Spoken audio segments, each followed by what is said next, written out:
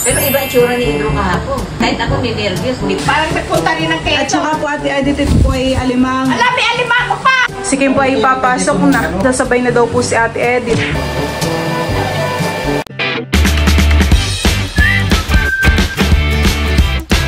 What's up mga kamilot? Welcome back sa aking channel. Support Days Vlog po ay kami po ngayon ibalay papunta po sa Maynila. At si Drew po ay meron pong dengue. Si Mama naman po ay hindi po makakaluwas po ng Maynila. Gawa ng siya po ay mapapagod din po sa biyahe. At sumasama din po yung pakaramdam po ni Mama. Kaya kami po ni Bali yung luluwas po ng Maynila para si Drew po ay mabantayan at maalagaan. Yan po at Bali kami po ngayon ipapunta na po sa bayan. Kami pa man din po ay kadarating lang kagabi galing po ng Tagaytay. At ipag-pray po natin si Drew na sana po ay gumaling kaagad. Maraming salamat po.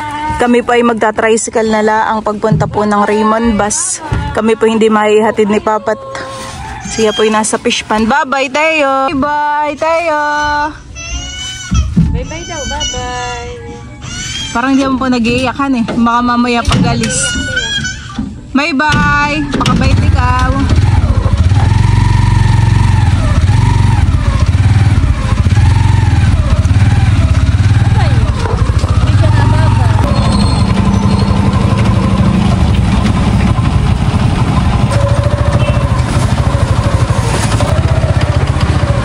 Kami po muna ay dumaan po dito sa palengke. At ako po ay bibili po ng suman. Request po na Idro. Magkano po ate ang isang suman? Ha? 110 po. Bili nga po.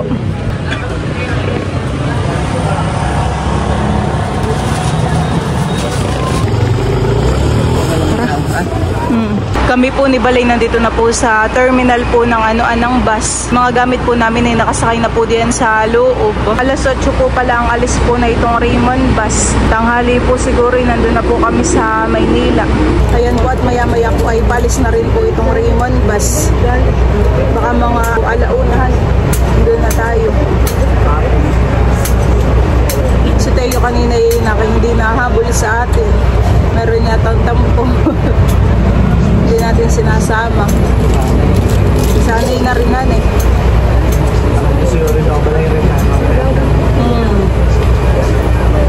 Hindi alam ay tayo ilang araw sa Maynila. Kami po muna ay nag-stop over. Kami po muna dito ni Balay kakain. Ilugaw at saka po Mami. Kami po ni Balay hindi nakapag-almusal sa bahay. At ay maaga pumalisan eh.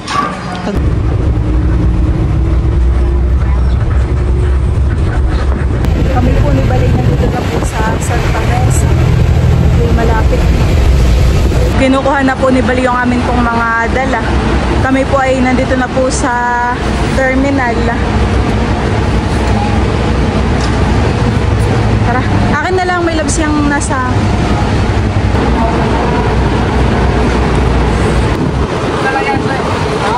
Kami po ni Balay sumakay na po ng tricycle.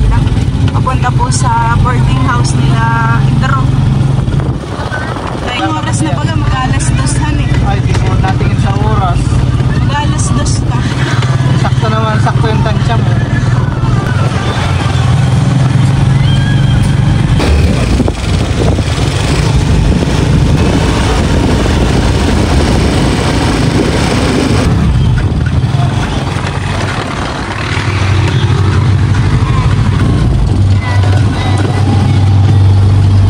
Kami po ni Balay nandito na po sa boarding house.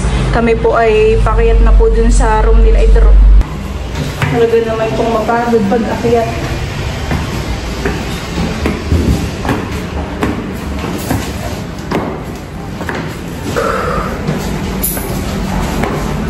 Nakikita ko ng mga apple. Mga los. Ito po si Kim. Iyan, nakapayad naman.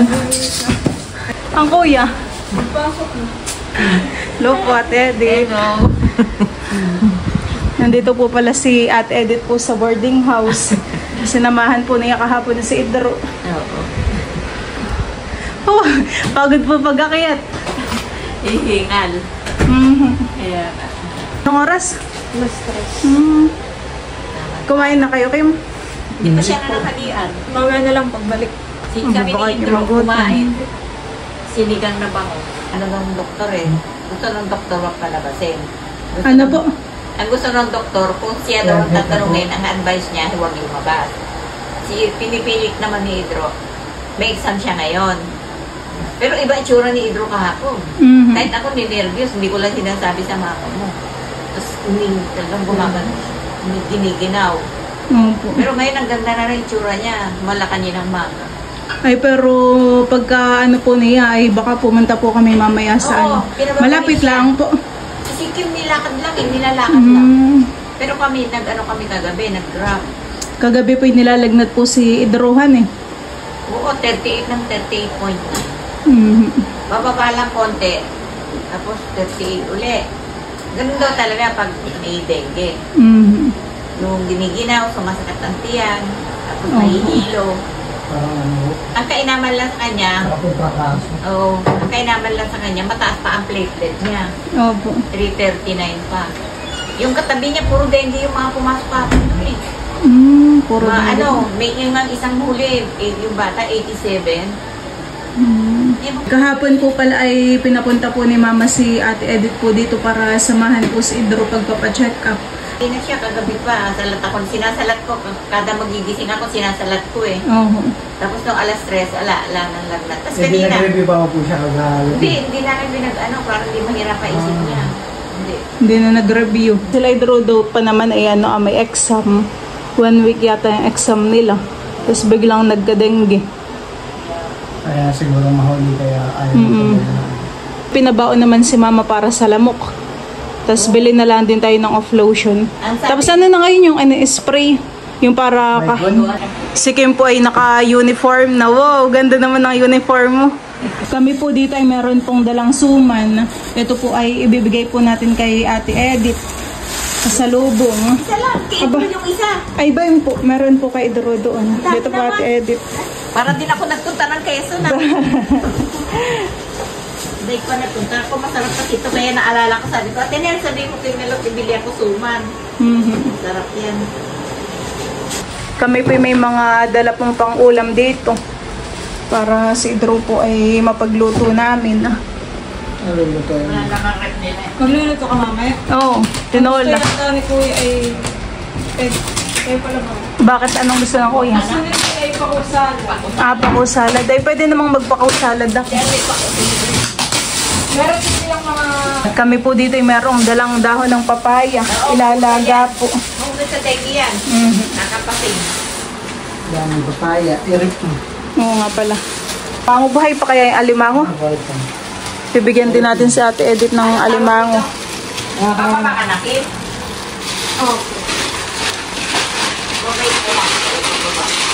Okay lang. Opo. Palis na din po kay Ate Edith.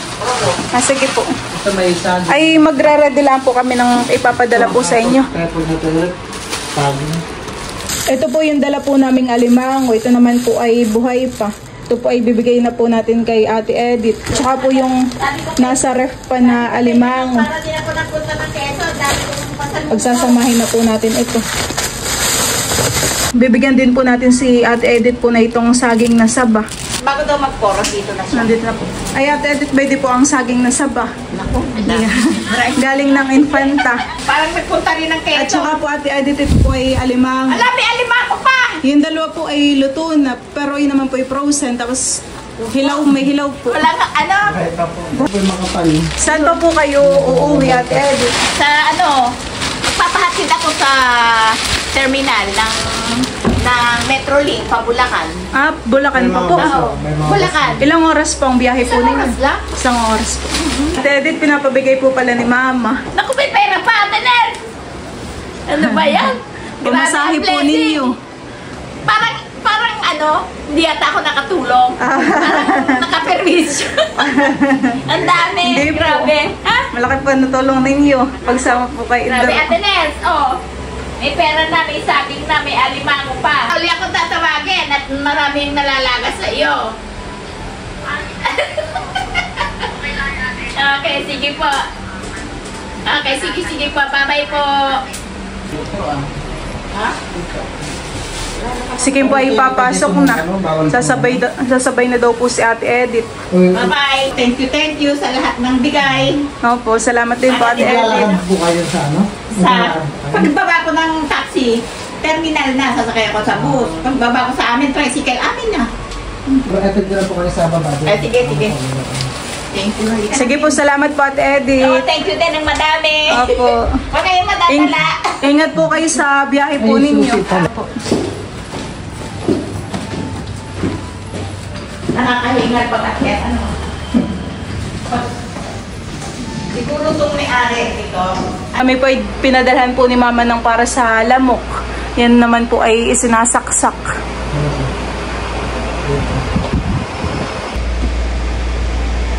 Ngayon po ay maglilinis po ako ng room po ni Kim at saka po ni Idro. Ang una ko po munang lilinisan ay dito po sa kusina.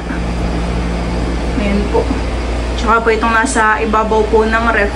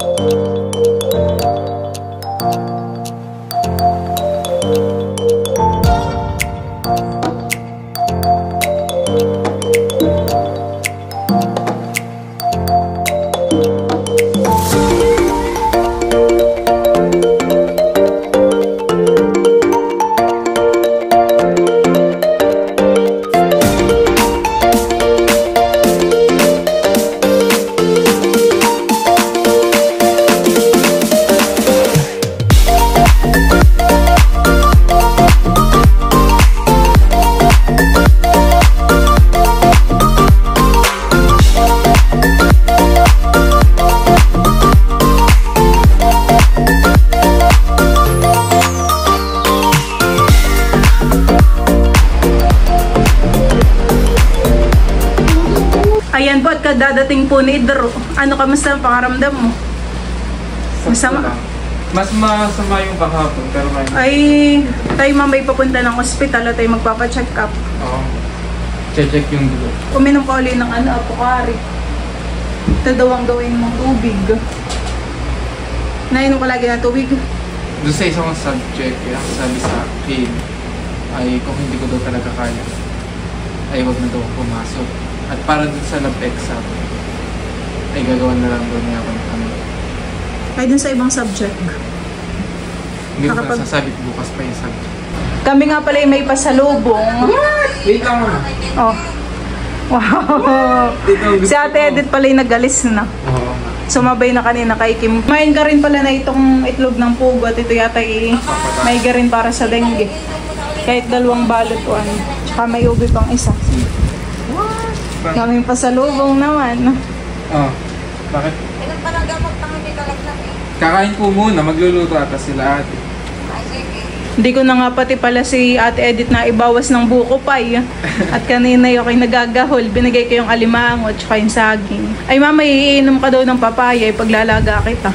Inumin mo yun at para kay gumaling. Sige. Thank you.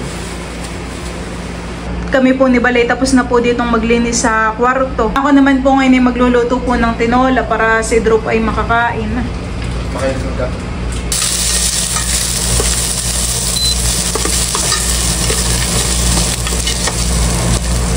Akin na pong ilalagay po itong ating mga chicken.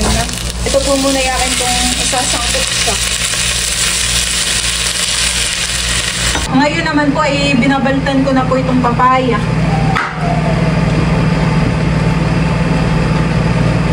Luto na po itong papaya. Ilalagay ko na rin po itong siling green. At saka po itong ating mga malunggay. Ito po ay dala rin po namin galing ng Infanta. Kinuha po ito kanina ni Papa.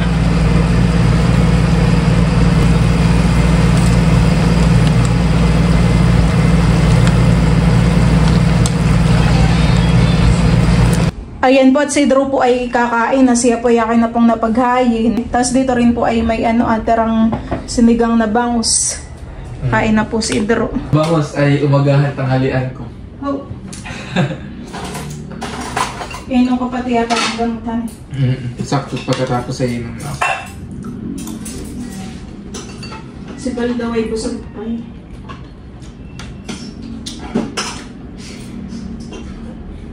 Kain po.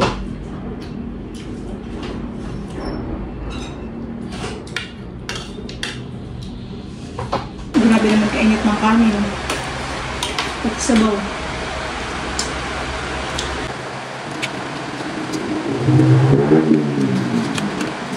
Ngayon po ay sasamahan na po namin si Drew sa ospital. Siya po ay magpapacheck up. Nakainom ka na ba ng gamot? Oo. Ay tara. Dadalhin ko pala ito. May dala ka namang tubig, han eh. Anong ospital yun?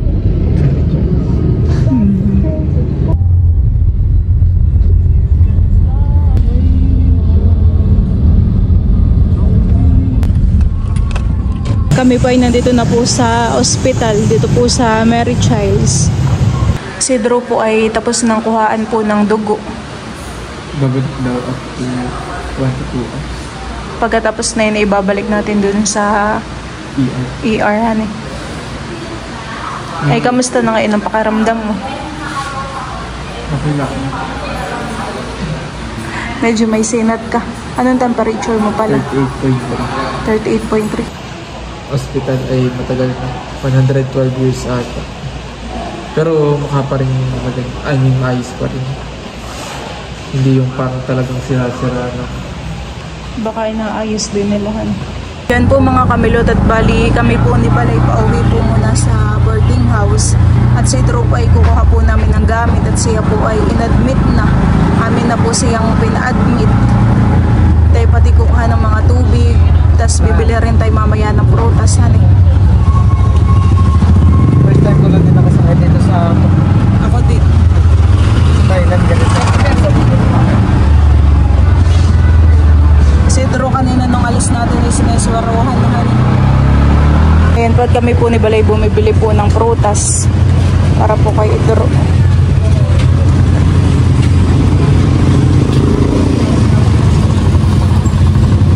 Kami may dala pala din yung mga damit mo. Nagdala na rin ako ng kumot pa tsaka towel. Ay paano yan? Hindi ka makakapasok bukas. Exam week pa naman. Mag-send ka na lang, magpasa ka na lang ng ano, excuse letter. Hindi kasama si Teo. Yung kaklase ko, kaibigan ko. Laging hinahanap si Teo, cute na cute. Hindi ka sa... Tapos sabi sa akin, kapag daw pumunta dito, sabihin ko daw sa kanya.